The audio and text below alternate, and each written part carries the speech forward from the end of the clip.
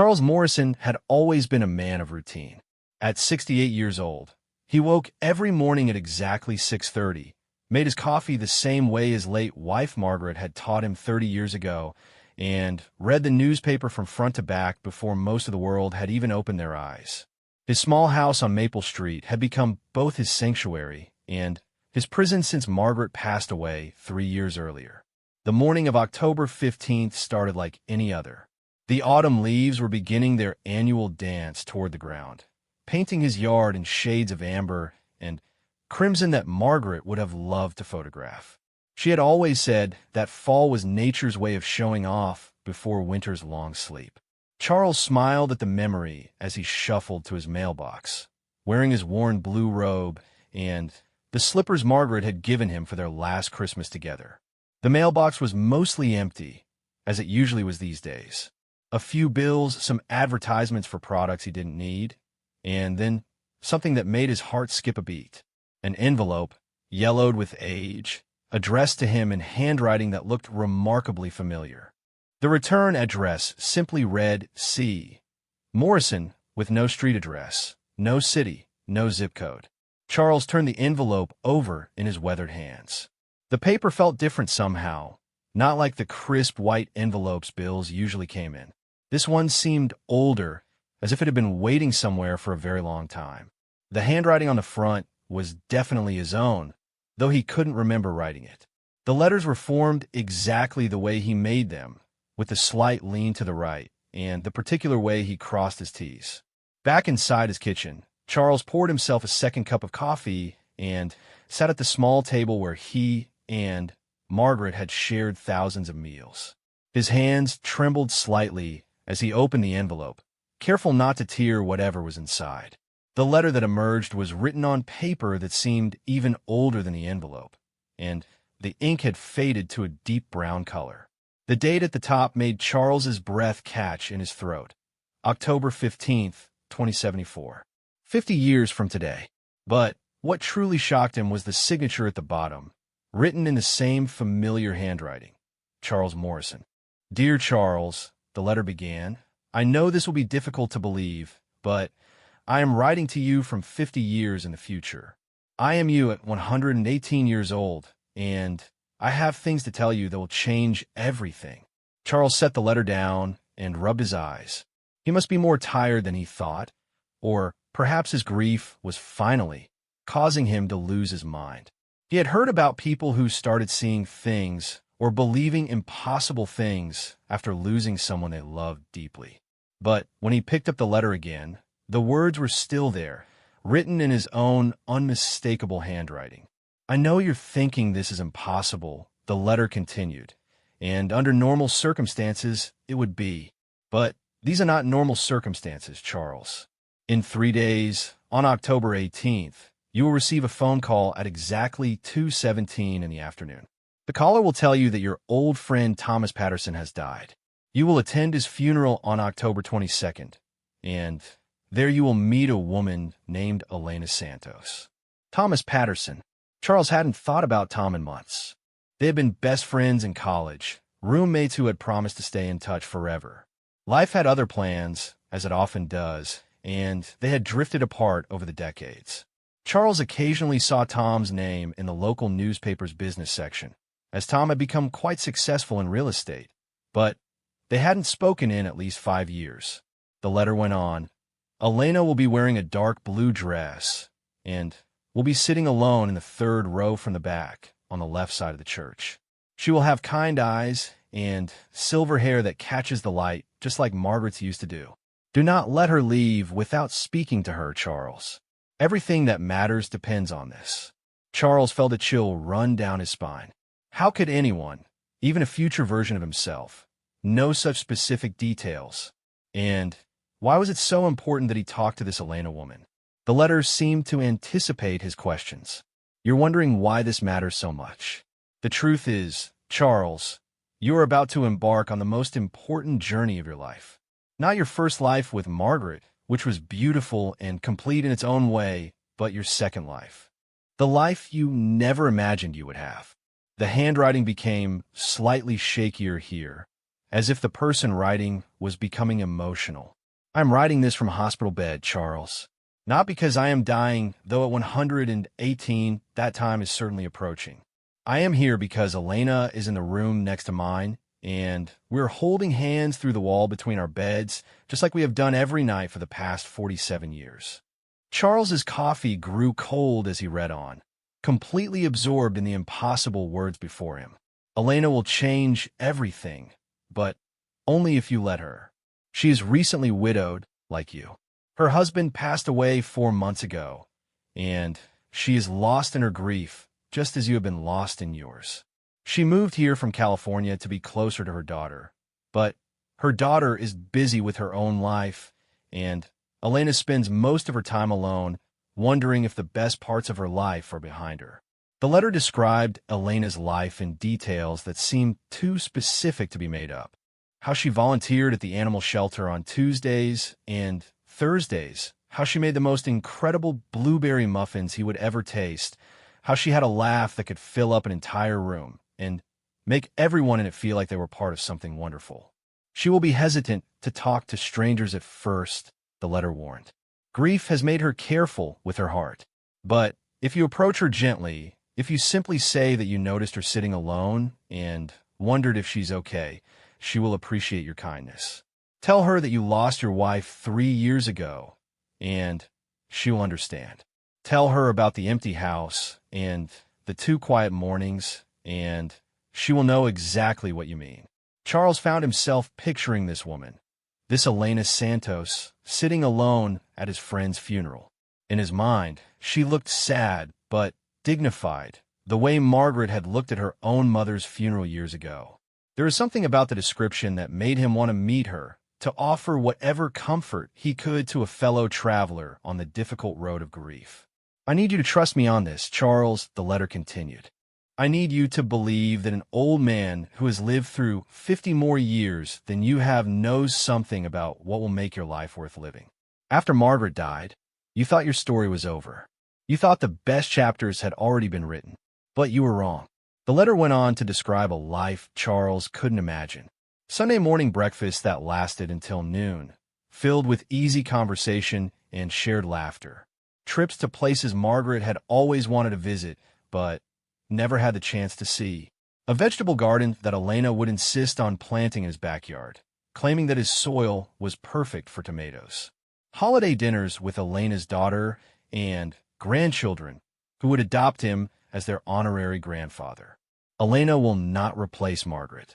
The letter was careful to clarify. No one could ever do that, and Elena would never try. What she will do is show you that the heart has an infinite capacity for love, and that loving again doesn't diminish what came before. It simply adds new rooms to the house of your soul. Charles thought about his current life, the endless routine of solitary meals and empty conversations with the television. He thought about the way he had been simply existing rather than living, going through the motions of life without any real joy or purpose. Could it really be possible that there was another chance waiting for him? The letter seemed to read his thoughts. I know you feel disloyal even thinking about another woman. I know you worry that caring for someone new would somehow betray Margaret's memory. But let me tell you what Margaret told me in a dream I had 2 weeks after her funeral. Charles's heart began to race. He had never told anyone about his own dreams of Margaret, the ones where she seemed so real he could almost smell her perfume. She said, "Charles Morrison, don't you dare spend the rest of your life mourning me. I didn't marry a man who gives up on happiness just because I can't be there to share it with you. When the time comes, and you'll know when it does, open your heart again. Love again. Live again. Do it for both of us." Tears began to blur Charles's vision as he read these words. It sounded exactly like something Margaret would say. She had always been the brave one in their marriage, the one who pushed him to try new things and embrace life fully. She would definitely not want him to waste away in this house, talking only to her photographs and the ghosts of their shared memories. The next part is going to sound even more impossible, the letter continued, but I need you to listen carefully. After you meet Elena at the funeral, you will want to see her again. Your first instinct will be to wait, to be proper, to let some appropriate amount of time pass before you call her. Don't wait, Charles. Call her the next day. Invite her for coffee at that little cafe on 4th Street, the one with the blue awnings that Margaret always said looked like something from a movie. Charles knew the place immediately. The Blue Moon Cafe, where he and Margaret had their first date 45 years ago. The idea of taking another woman there felt both terrifying and somehow right. Elena will say yes to coffee, but she'll be nervous. She'll arrive 10 minutes early and will have changed her outfit 3 times before leaving her house.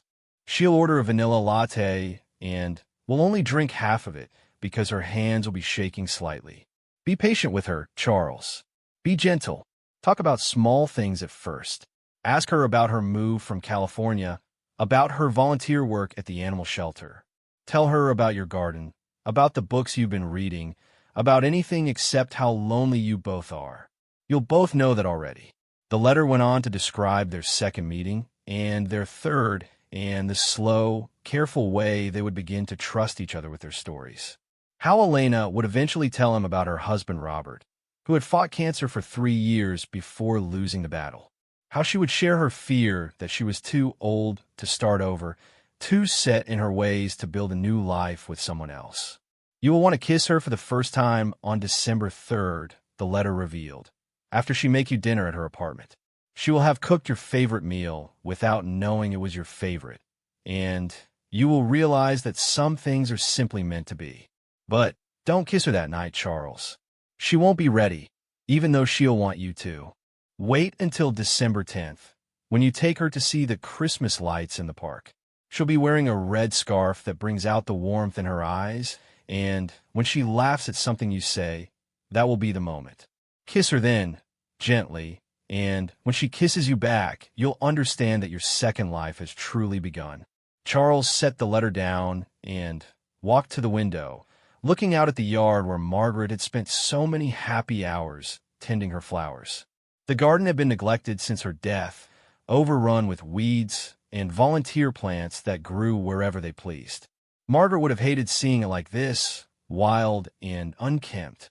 She always said that a garden needed love and attention to thrive. Maybe people needed the same thing. When Charles picked up the letter again, his hands were steadier. Something about reading these words, about imagining this future life with Elena, had calmed the constant anxiety that had been his companion since Margaret's death. For the first time in 3 years, he felt something that might have been hope. I won't tell you everything that will happen, the letter continued, because some surprises should remain surprises. But I will tell you this. Elena will make you laugh again, really laugh, in a way you thought you had forgotten how to do.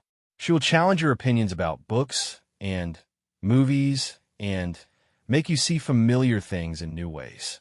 She will hold your hand during thunderstorms because she's afraid of lightning, and you will feel strong and needed in a way you haven't felt since Margaret got sick. The letter described a life full of small moments that somehow added up to something magnificent. Morning walks around the neighborhood, where they would wave to neighbors and stop to pet every friendly dog they encountered. Afternoons spent in comfortable silence, Elena reading her mysteries while Charles worked on crossword puzzles. Evenings cooking dinner together, two people who had each spent too many years eating alone. There will be challenges, the letter warned. Elena's daughter, Rebecca, will not approve of your relationship at first. She will think her mother is moving too fast, dishonoring her father's memory. But Rebecca will come around when she sees how happy you make Elena, how you bring back the light in her eyes that disappeared when Robert died. Charles found himself caring already about these people he had never met, worrying about whether Rebecca would eventually accept him, hoping that Elena wouldn't let her daughter's disapproval keep them apart. Your own children will be surprised, but ultimately supportive, the letter revealed. Charles's son Michael lived across the country and called maybe once a month. His daughter Sarah visited occasionally, but always seemed hurried, checking her phone constantly and talking about her busy schedule. The idea that they might actually be happy about a positive change in his life was almost as surprising as the letter itself. But the most important thing I need to tell you, Charles, is about the end. I'm 118 years old as I write this, and Elena is 115. We have been married for 46 years, together for 47. Tomorrow, the doctors say, one of us will likely pass away. We don't know which one will go first, but we have made peace with it. Charles felt his chest tighten as he read these words. We have had 47 beautiful years together, Charles. 47 years of waking up next to each other, of shared coffee and comfortable silences and adventures both big and small. 47 years of growing old together, of watching our hair turn white and our steps slow down, but never losing the joy we found in each other's company. The handwriting became even shakier here, and Charles could almost see his future self, ancient and tired, but somehow content. I want you to know that when the time comes for one of us to go, there will be no regrets. We will have lived fully, loved completely, and made the most of every day we were given. But none of this will happen if you don't talk to Elena at Tom's funeral. None of this beautiful life will exist if you let fear or propriety or grief keep you from taking that first small step. Charles realized he was crying, tears dropping onto the impossible letter that seemed to offer him everything he had thought was lost forever. The chance to love and be loved again. The possibility of joy after sorrow, of companionship after loneliness, of a future that held something more than simply marking time until death. Trust me, Charles, the letter concluded. Trust yourself. Trust that Margaret's love was big enough to want your happiness even after she couldn't be there to share it. Trust that Elena is worth the risk, worth the fear, worth the chance that your heart might break again someday. Because the alternative is letting your heart stay broken forever. The signature at the bottom was definitely his own. With love and hope from your future self, Charles Morrison. Charles sat in his kitchen for a long time after finishing the letter, watching the sunlight move across his table as the morning progressed into afternoon. He thought about the impossibility of what he had just read, about all the logical reasons why a letter from the future couldn't exist. But he also thought about the loneliness that had become his constant companion, about the empty house and the silent meals, and the way he had been simply waiting for his life to end rather than trying to live it. What if the letter was real? What if somewhere in the impossible mathematics of time and space, his future self really had found a way to reach back and offer him this gift? And what if it wasn't real, but he decided to believe in it anyway? What was the worst that could happen if he went to Tom's funeral and looked for a woman named Elena Santos in a dark blue dress? He might meet someone nice. He might have an interesting conversation. He might remember what it felt like to connect with another human being who understood loss and loneliness and the strange courage it took to keep going when everything familiar had been taken away. Or he might find exactly what the letter promised. A second chance at happiness, a new beginning disguised as an ending, and the love of a good woman who would teach him that the heart's capacity for joy was far greater than he had ever imagined. Charles folded the letter carefully and placed it in the drawer of his kitchen table, next to the shopping lists and utility bills that made up the mundane reality of his daily life. But even as he put it away, the words stayed with him, filling the silence of his house with the possibility of laughter and conversation and all the small miracles that happened when two lonely people decided to be lonely together. 3 days. In 3 days, he would get a phone call about Tom Patterson, and then everything would begin. The 3 days that followed felt like the longest of Charles's life. He found himself constantly watching the clock, jumping every time the phone rang, which it did exactly twice during those 72 hours. The first call was a telemarketer trying to sell him life insurance, which struck him as particularly ironic given the circumstances. The second was his daughter Sarah, calling to check on him with the obligatory concern of an adult child who felt guilty about not visiting more often. Charles wanted to tell Sarah about the letter, to share this impossible thing that had happened to him, but every time he started to form the words, they seemed too strange to say out loud. How could he explain that he had received mail from 50 years in the future without sounding like an old man whose grief had finally driven him around the bend? So instead, he listened to Sarah talk about her job and her husband's promotion and her son's soccer games, all the busy details of a life being lived at full speed. "You sound different, Dad," Sarah said during their conversation on October 17th. "Better somehow. Are you okay?" Charles paused, holding the phone and looking at the kitchen drawer where the letter waited. "I think I might be more okay than I've been in a while," he said, surprised to find that it was true. Just the possibility of what the letter promised had begun to shift something inside him, like a house that had been shuttered for years finally, having its windows open to let in fresh air.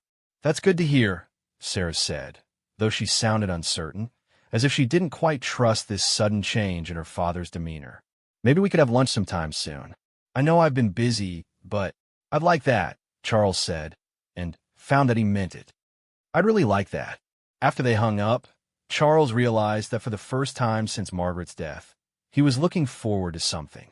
Not just a phone call that would supposedly come tomorrow, but the idea of having lunch with his daughter, of sitting across from her, and really talking instead of just going through the motions of family obligation. On October 18th, Charles woke up even earlier than usual. By 6 a.m., he was already dressed and had his coffee made, though he found he couldn't sit still long enough to drink it properly. He tried reading the newspaper, but couldn't concentrate on the words. The crossword puzzle that usually occupied him for at least an hour was abandoned after he filled in only 3 clues, all of them wrong. At 2 p.m., he positioned himself in the living room where he could see the kitchen phone clearly. The letter had said 2:17 p.m. exactly. Charles had never been one to believe in precise predictions, but then again, he had never been one to believe in letters from the future either. If he was going to accept one impossible thing, he might as well accept them all. 2:15 p.m. came and went. Then 2:16. Charles found himself holding his breath. At exactly 2:17 p.m., the phone rang. Charles stared at it for 3 rings before his paralyzed muscles finally responded to his brain's commands. His hand shook as he picked up the receiver. "Hello," he said, his voice coming out smaller than he intended. "Charles? Charles Morrison?" The voice on the other end was unfamiliar, formal, but kind. "Yes, this is Charles. My name is David Patterson. I'm Thomas Patterson's son. I'm sorry to have to tell you this, but my father passed away yesterday evening. I found your name in his address book, and I thought you might want to know." Charles sank into his kitchen chair, the phone pressed tight against his ear. Even though he had been expecting this call, even though the letter had prepared him for it, the reality of Tom's death hit him harder than he anticipated. Tom Patterson, his college roommate, his friend from what now seemed like another lifetime, was gone. "I'm so sorry for your loss," Charles managed to say. He was a good man. We lost touch over the years, but I have many fond memories of him." "Thank you," David said. "The funeral is this Saturday, October 22nd, at 11 a.m. at St. Mark's Episcopal Church on Elm Street. I know it's short notice, but we thought Dad would have wanted his old friends to know." "I'll be there," Charles said without hesitation. "Thank you for calling." After he hung up, Charles sat in his kitchen for a long time, processing the strange mixture of grief and anticipation that flooded through him. Tom was really dead, which meant the letter had been accurate about that devastating detail, which meant that maybe, just maybe, it might be accurate about everything else too. The days between the phone call and the funeral passed in a blur of preparation that felt both mundane and momentous. Charles took his best suit to the dry cleaner, got his hair cut for the first time in months, and even bought a new tie, though he couldn't entirely explain why these things suddenly seemed important. He was preparing for a funeral, yes, but he was also preparing for the possibility of meeting Elena Santos. Saturday morning dawned gray and drizzly, the kind of weather that seemed appropriate for saying goodbye to old friends. Charles arrived at St. Mark's 20 minutes early, not because he was particularly eager to attend a funeral, but because he wanted time to look for the woman the letter had described. The church was already half full when Charles walked in, mostly with people he didn't recognize. Tom had lived a different life than Charles had, full of business associates and community connections that Charles had never been part of. Charles signed the guest book and accepted a program from a young woman who was probably Tom's granddaughter, though he didn't ask. He chose a seat in the middle of the church, close enough to pay his respects, but far enough back to have a good view of the other mourners. His eyes scanned the pews, looking for a woman alone, a woman in a dark blue dress with silver hair that caught the light. For the first half hour, Charles began to worry that either the letter had been wrong about this detail, or that Elena Santos had decided not to come after all. The church continued to fill with people, but none of them matched the description he was looking for. Then, just 10 minutes before the service was scheduled to begin, she walked in. Charles recognized her immediately, even though he had never seen her before in his life. She was wearing a navy blue dress that was simple but elegant, and her silver hair was pulled back in a way that revealed the graceful line of her neck. She moved with the careful dignity of someone who had attended too many funerals recently, and when she looked around the church for an empty seat, Charles could see the sadness in her eyes from 3 rows away. She chose a seat in the 3rd row from the back, on the left side of the church, exactly where the letter had said she would be. Charles felt a chill run down his spine that had nothing to do with the October weather. During the service, Charles found it difficult to concentrate on the eulogies and prayers.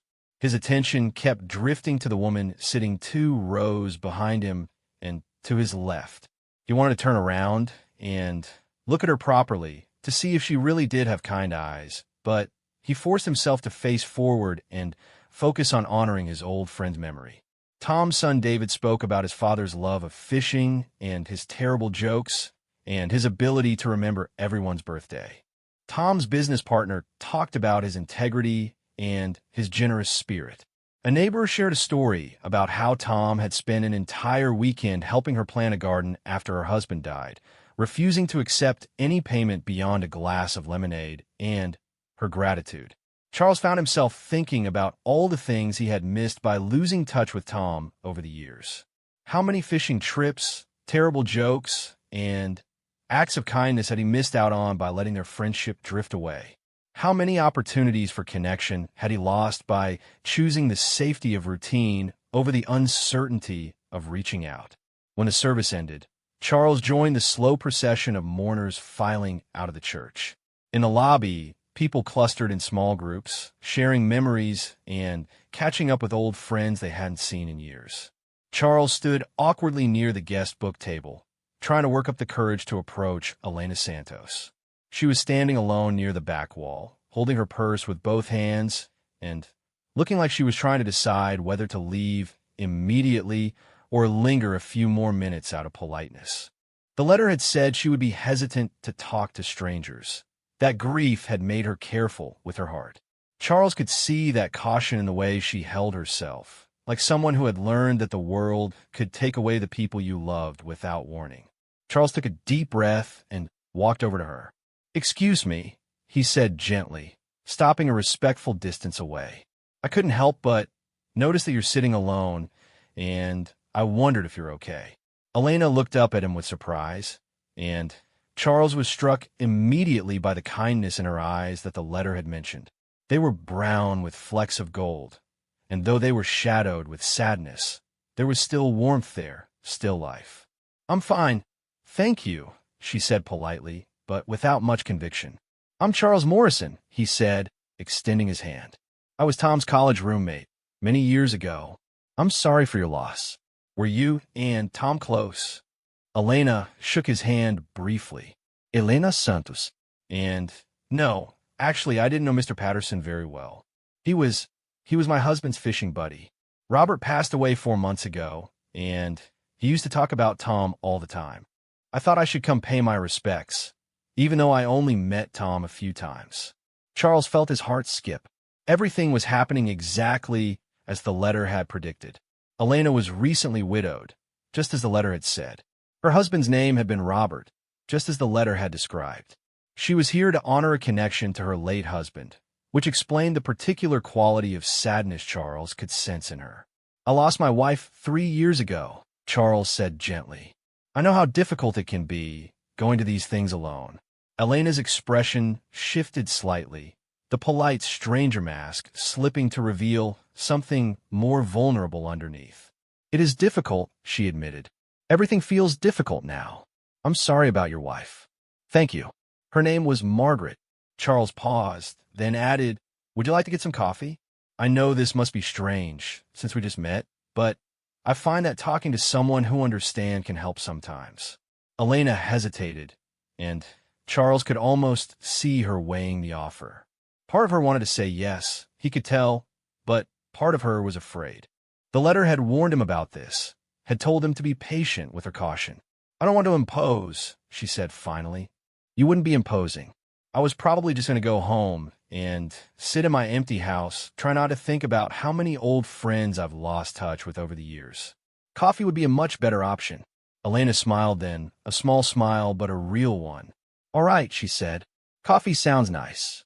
They went to the Blue Moon Cafe, just as the letter had predicted they would. Elena ordered a vanilla latte and only drank half of it, her hands shaking slightly just as the future Charles had warned they would.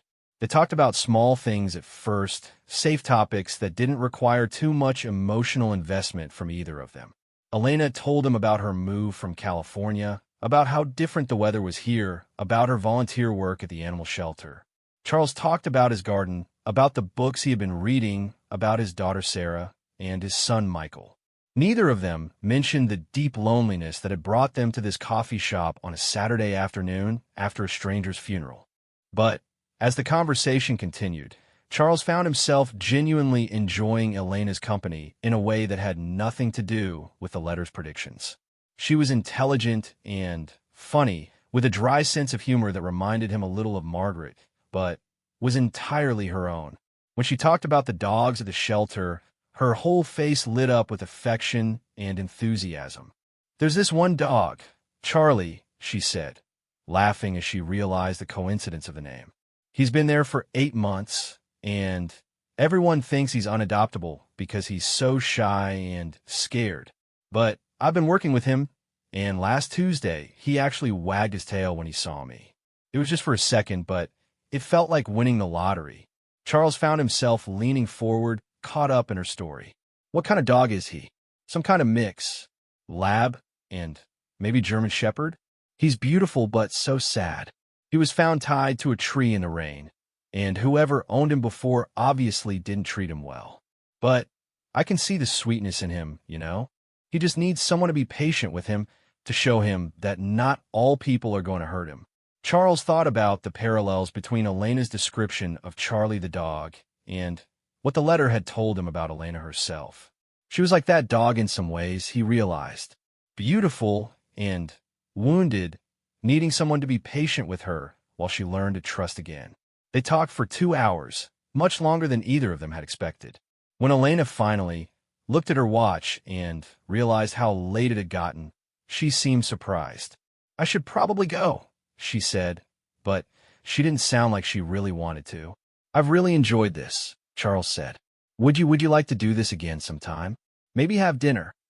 Elena looked down at her empty coffee cup, and Charles could see the internal struggle playing out on her face. Part of her wanted to say yes, but part of her was still afraid to take even this small step forward. I don't know if I'm ready for that, she said honestly. It's still so hard, you know? Some days I wake up, and for just a moment I forget that Robert is gone, and then I remember, and it's like losing him all over again. I understand, Charles said, and he meant it. There's no pressure, Elena. But if you ever want someone to talk to, someone who knows what it's like to lose the person you plan to grow old with, I'd be honored to listen. He wrote his phone number on a napkin and slid it across the table. Take your time. Call if you want it, don't call if you don't. Either way, I'm glad I met you today. Elena took the napkin and folded it carefully, tucking it into her purse. Thank you, Charles, for the coffee and for understanding. Charles walked Elena to her car, a small silver sedan that looked practical and well-maintained. As she drove away, he stood in the parking lot of the Blue Moon Cafe and marveled at what had just happened. He had followed the letter's instructions exactly, and everything had unfolded just as his future self had promised it would. But more than that, Charles realized that he had genuinely enjoyed himself for the first time in years. Elena Santos was exactly the kind of woman he might have been attracted to, even if a mysterious letter hadn't told him she would change his life. She was kind and intelligent and had a way of listening that made him want to tell her things he hadn't told anyone in years. When Charles got home that evening, he took the letter out of the kitchen drawer and read it again. This time, the words didn't seem quite so impossible. If the letter had been right about Tom's death, right about the phone call, right about Elena's presence at the funeral, and every detail of their first meeting, maybe it could be trusted about what came next. The letter had said Elena would be hesitant at first. That grief had made her careful with her heart. It had said she would need time and patience and gentleness. But it had also said she would call him eventually when she was ready to try again. Charles folded the letter and put it back in the drawer, then went to his living room and sat in his favorite chair. For the first time since Margaret's death, the silence in his house didn't feel oppressive. Instead, it felt expectant, like the pause between movements in a symphony, full of potential for what might come next. He thought about Elena driving home to her empty apartment, probably having the same mixture of hope and fear that he was experiencing. He thought about Charlie the dog at the shelter, slowly learning to trust again after being hurt. And he thought about the impossible letter that had somehow found its way to his mailbox, offering him a second chance at happiness that he had never dared to imagine. Outside his window, the October evening was settling into darkness, but inside, Charles Morrison felt something that might have been the first stirring of joy. For 5 days, Charles waited for Elena to call. The letter had told him not to wait, to call her the next day and invite her for coffee, but Charles found himself hesitating. Elena had seemed so uncertain when they parted, so fragile in her grief, that he didn't want to push her into something she wasn't ready for. He decided to give her space to make the decision on her own. Those 5 days taught him something about anticipation that he had forgotten during the long, empty months since Margaret's death. Having something to hope for, even something uncertain, changed the entire rhythm of his days. He found himself cleaning his house more thoroughly than it had been cleaned in years, as if Elena might suddenly appear, and he wanted to be ready. He went grocery shopping with actual enthusiasm, buying fresh vegetables and good coffee and the kind of bread that Margaret used to splurge on for special occasions. Most surprisingly, he found himself humming while he did these things. Little snatches of songs that he hadn't thought about in decades, melodies that seemed to bubble up from some part of himself that had been dormant for 3 years. Margaret had always been the one who filled their house with music, singing while she cooked dinner or worked in the garden. Charles realized now how much he had missed having music in his life. On the 6th day, a Thursday, the phone rang at 7:30 in the evening. Charles had been reading in his living room, a mystery novel that he hadn't been able to concentrate on because his mind kept wandering to Elena. When he heard the phone, his heart jumped in a way that reminded him of being 17 years old and waiting for a girl to call. "Hello," he said, trying to keep his voice casual. "Charles, this is Elena Santos. We met at Tom Patterson's funeral last week." "Elena," Charles said, and he couldn't keep the warmth out of his voice. "I'm so glad you called. I hope I'm not calling too late," Elena said. She sounded nervous, the way people sound when they're doing something that scares them, but they're determined to do it anyway. "Not at all. I was just reading, hoping the phone would ring." There was a pause, and Charles could almost hear Elena smiling on the other end of the line. "I've been thinking about our conversation last week," she said. "About what you said, about having someone to talk to who understands. I think I would like that." "I would like that too," Charles said gently. "Would you maybe want to have dinner sometime? I could cook if you don't mind coming to my apartment. I'm not quite ready for restaurants yet. Too many people, too much noise." Charles understood completely. After Margaret died, he had avoided public places for months, unable to handle the cheerful conversations and everyday normalcy that surrounded him when he felt like his world had ended.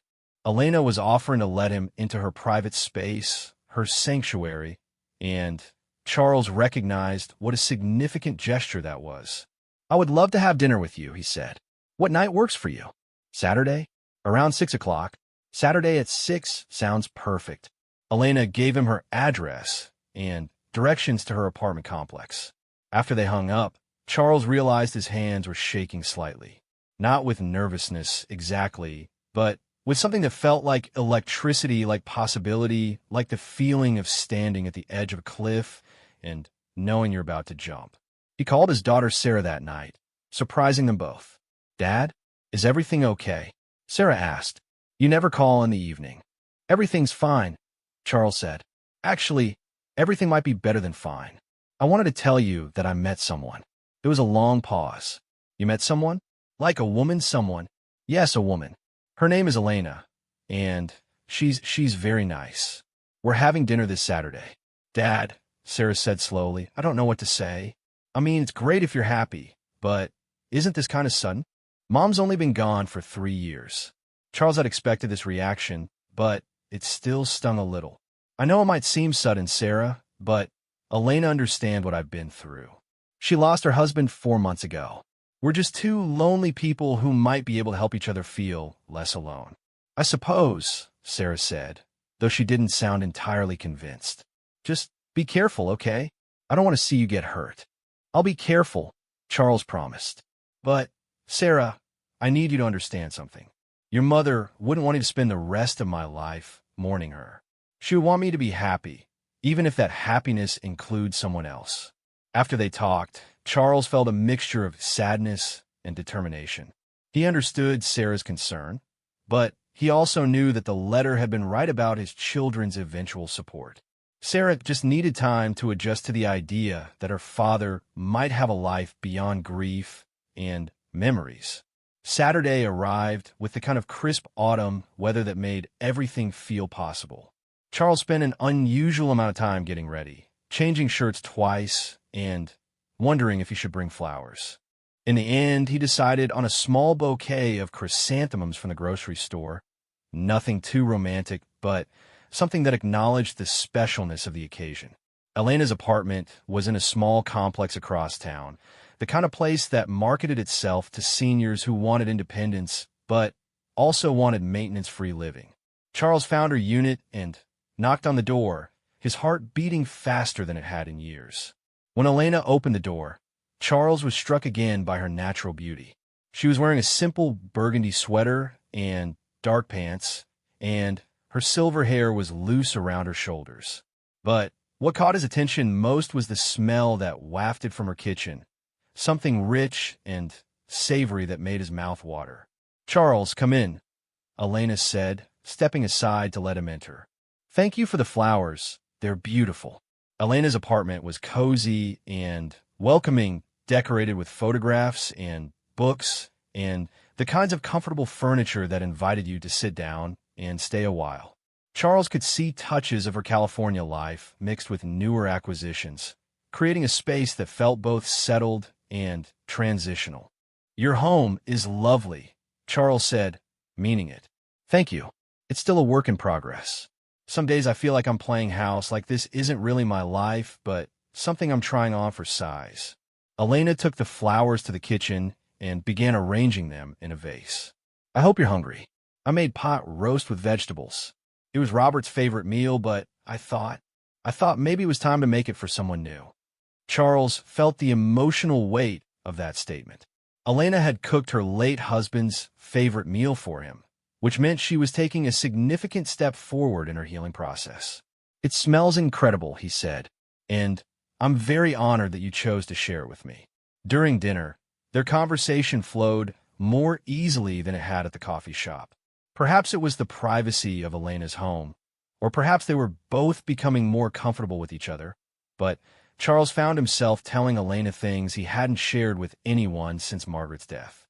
He talked about the crushing loneliness of eating meals alone, about how he had stopped listening to music because it reminded him too much of his wife's presence, about the way grief had made him feel like he was living his life underwater, going through the motions but never quite able to breathe properly. Elena shared her own stories of loss and adjustment, She told him about the strange experience of moving to a new state as a widow, trying to build a social network when you felt like half of yourself was missing.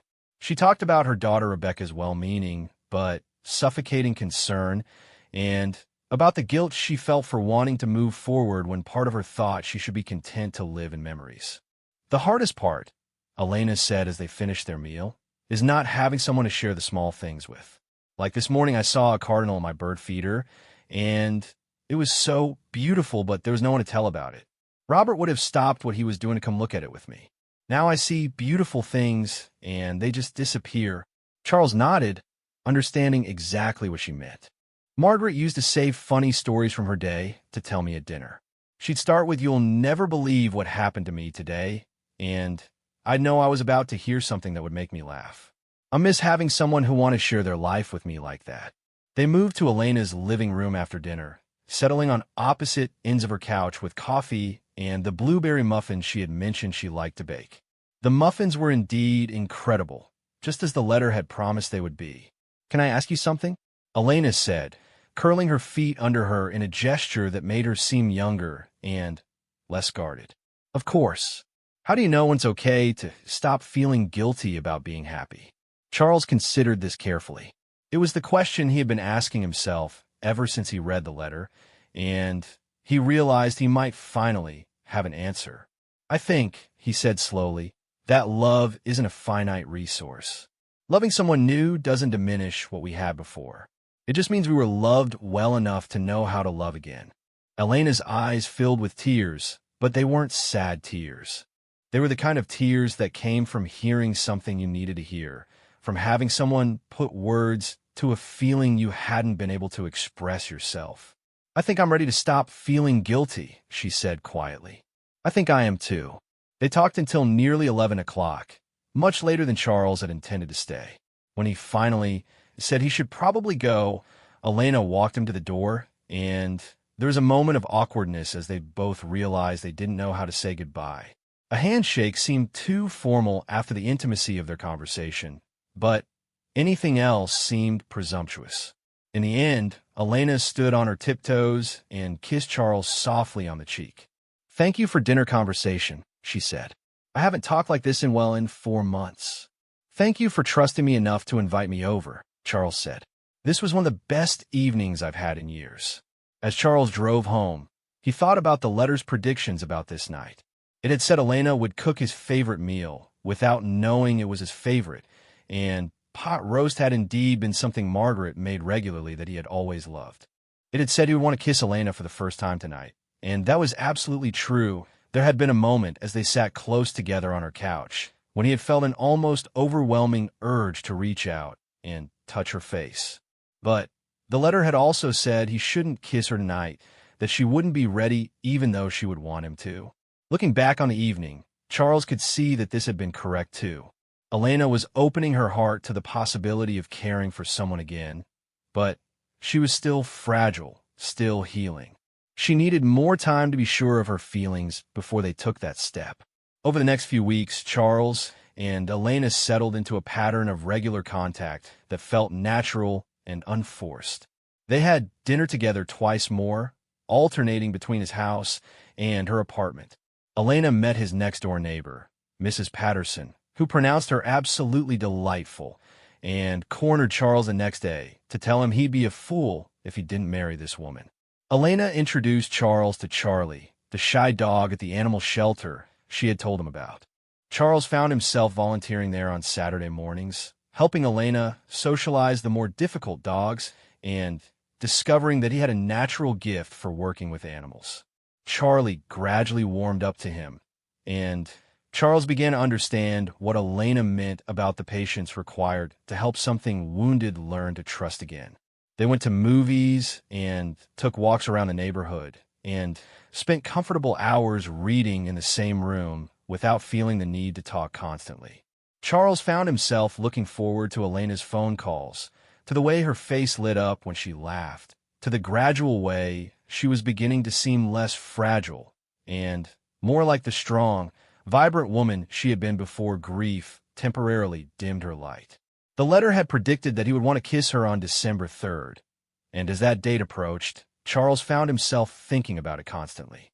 They had been seeing each other regularly for over a month, and their relationship had deepened into something that felt significant and real. Elena had begun to seem more comfortable with physical affection, taking his arm when they walked, and sitting closer to him on the couch when they watched television together. December 3rd was a Friday. Elena had invited him over for dinner again, and she had seemed excited about something when she called to confirm their plans. When Charles arrived at her apartment, he could smell something wonderful cooking, and Elena greeted him with a smile that was brighter than any he had seen from her before. "I have a surprise," she said, leading him to her kitchen.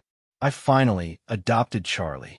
A large, beautiful dog with soulful brown eyes was lying in a dog bed near Elena's kitchen table. When Charles approached, Charlie's tail gave a tentative wag, and he allowed Charles to pet him without cowering. "Elena, that's wonderful," Charles said. "How is he adjusting?" "Better than I expected. I think he just needed to know he wasn't going anywhere again." Once he realized this was really his home, he started to relax.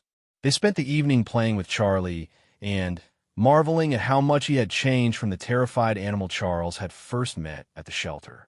Elena had cooked beef stew and homemade bread, and they ate by candlelight while Charlie dozed contentedly at their feet. After dinner, they sat on Elena's couch with Charlie's head resting on Charles's feet. Elena had moved closer to him than usual, close enough that he could smell her perfume and see the flecks of gold in her brown eyes. "Charles," she said softly, "I want you to know how grateful I am for you. A few months ago, I thought the best part of my life was over. But you've shown me that maybe there's still good things waiting for me." Charles felt his heart racing as he looked at her beautiful face. This was the moment the letter had warned him about, the moment when he wanted to kiss her, but shouldn't. Elena was looking at him with such warmth and affection that it would have been the most natural thing in the world to lean forward and kiss her softly. Instead, Charles reached out and took her hand, holding it gently in both of his. "Elena, you've given me so much more than I've given you. You've reminded me what it feels like to look forward to tomorrow." They sat like that for a long time, holding hands and watching Charlie sleep, both of them aware of the electricity between them but content to let it build slowly. When Charles finally left that night, Elena kissed his cheek again, but this time the kiss lingered a moment longer, and Charles knew that something had shifted between them. According to the letter, he would kiss her for the first time on December 10th, when they went to see the Christmas lights in the park.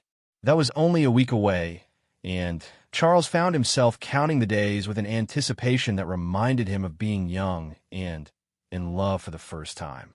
Except this time, the anticipation was deeper, more complex, colored by the knowledge of what it meant to find love twice in one lifetime. The letter had promised him that when he finally kissed Elena, he would understand that his second life had truly begun. As December 10th approached, Charles began to believe that maybe, impossibly, that prediction would prove to be as accurate as all the others had been. December 10th arrived with the first real snowfall of the season. Charles woke to find his yard transformed into something magical. Every familiar landmark softened and made new by a blanket of pristine white. He stood at his kitchen window with his morning coffee, watching the snow continue to fall, and thought about how appropriate it was that the world should look different today, the day that might change everything. Elena had mentioned during their phone call the night before that she was excited to see the Christmas lights at Riverside Park. The city had been stringing lights there every December for the past 20 years, transforming the walking paths into a winter wonderland that drew families from all over the county. Charles had been going with Margaret for the first few years, but after she got sick and then after she died, he had avoided the display entirely. Too many memories, too much happiness that belonged to another life. But tonight felt different. Tonight, he wasn't going to the park to remember the past. He was going to create new memories, to add new chapters to a story he had thought was finished. Charles arrived at Elena's apartment at 7 o'clock, as they had planned. When she opened the door, he was struck by how beautiful she looked. She was wearing a red wool coat that brought out the warmth in her complexion, and the red scarf she had wrapped around her neck made her silver hair seem to glow.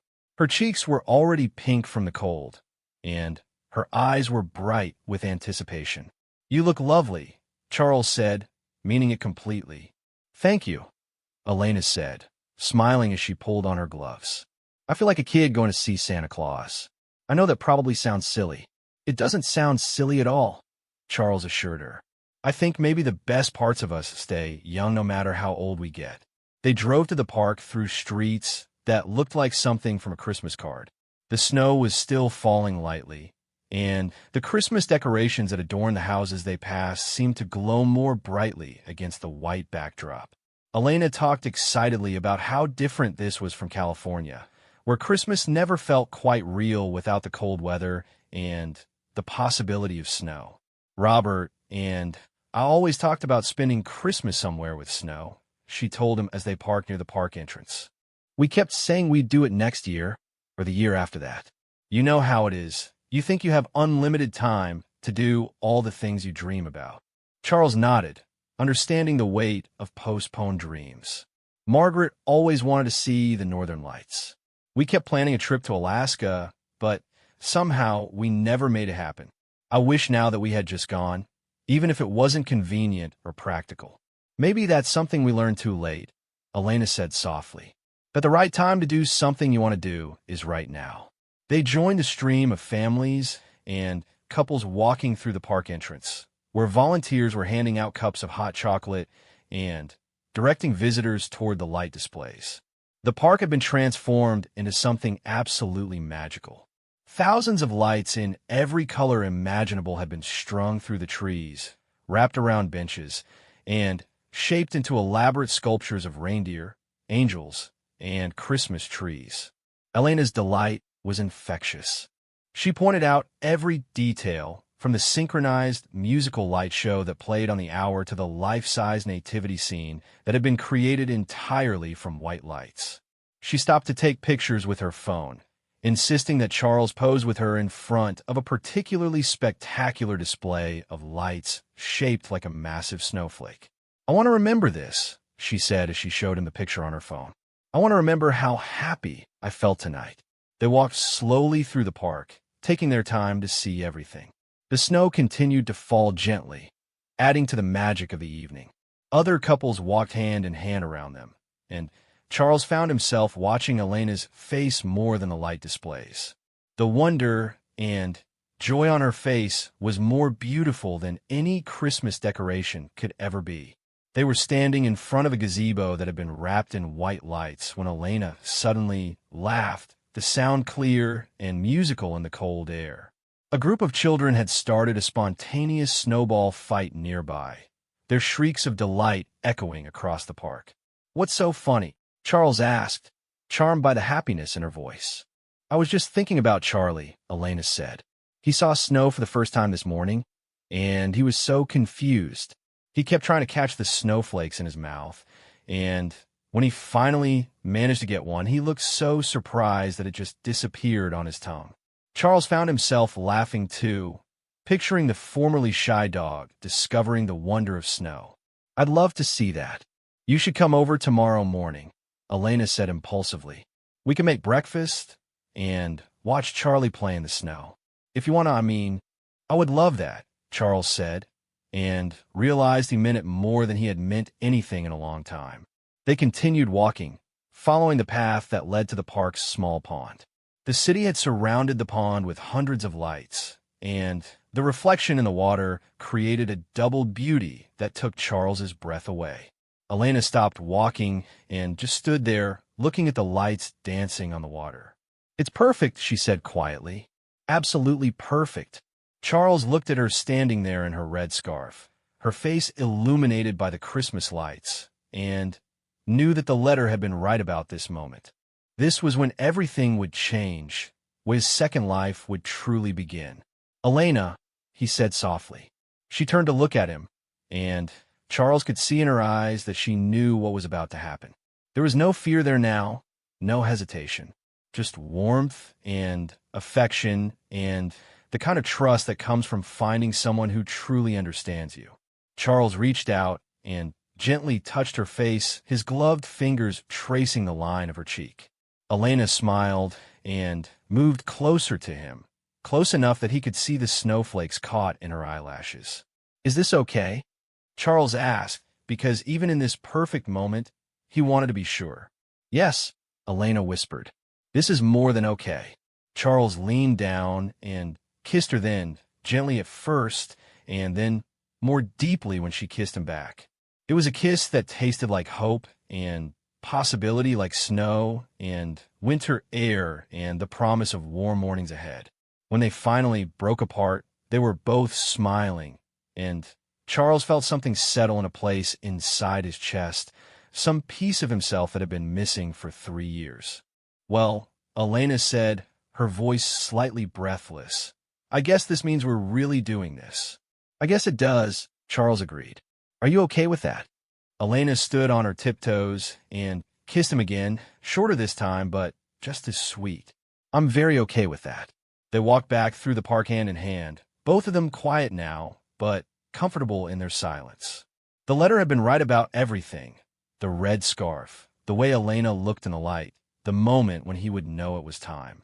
But more than that, the letter had been right about the feeling Charles would have when it finally happened. He did understand that his second life had begun, that everything that came before this moment had been preparation for what came next. When Charles dropped Elena off at her apartment that night, they kissed again on her doorstep, longer this time because they both knew they didn't have to hold back anymore. Elena invited him in for coffee, but Charles politely declined. "I want to," he said, "but I think tonight should end exactly like this.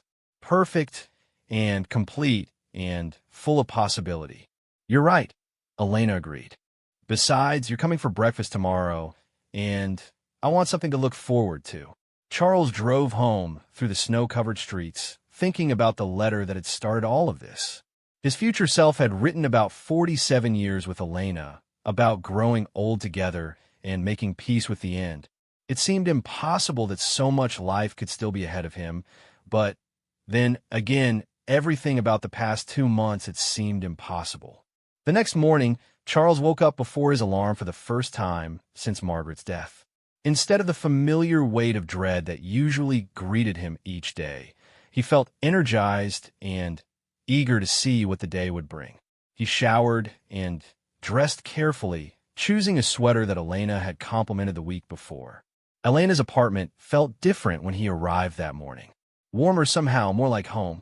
Charlie greeted him at the door with a tail wag and a playful bow that showed how much more confident and happy he had become. Elena was in the kitchen making pancakes, her silver hair caught up in a messy bun, wearing jeans and a soft blue sweater that made her look younger than her 65 years.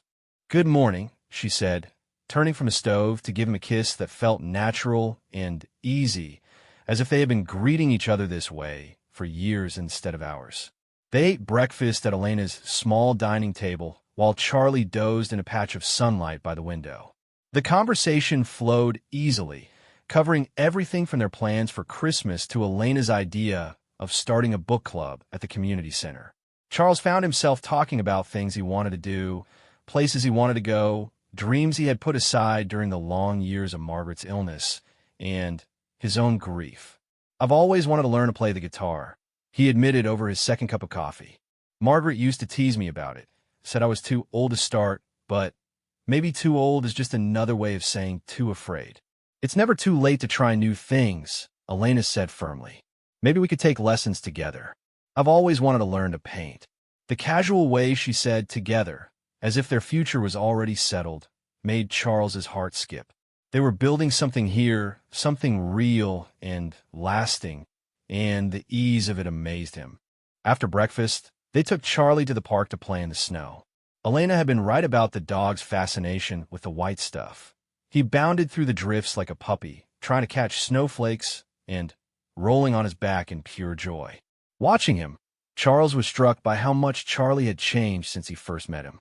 The frightened, cowering animal had transformed into this confident, happy dog simply because someone had shown him consistent love and patience.